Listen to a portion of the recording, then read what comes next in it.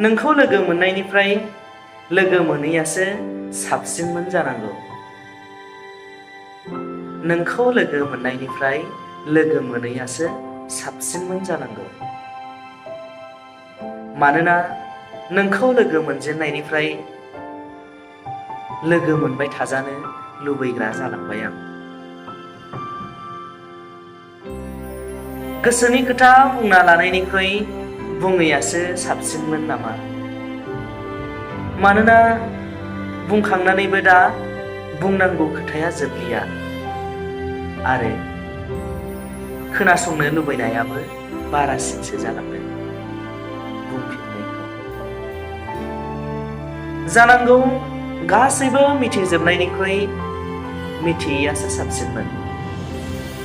जानांगौ गासैबो मिथिनायनिफ्राय मिथियैयासो साबसिनमोन। मानोना जेब्लानिफ्राय गासिबो मिथिदों अब्लानिफ्राय आं गावनि बायदि जालांदों।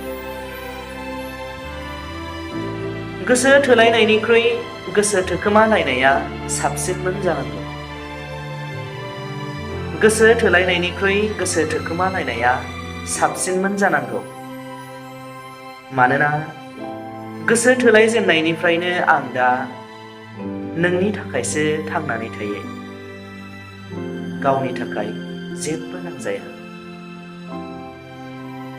आंनि अननाय एबा सोरनिबा अननाया आंनि थाखाय थोजासे नंला। फुंबिलियाव सिखार गोदान मुफुं मेगनखौ खापसे कफियासो फेंनाय बादि नोंनि अननायजोंसो गोजोननो होनसै आं। फुंबिलियाव सिखार गोदान मुफुं मेगनखौ खापसे कफियासो फेंनाय बादि नोंनि अननायजोंसो गोजोननो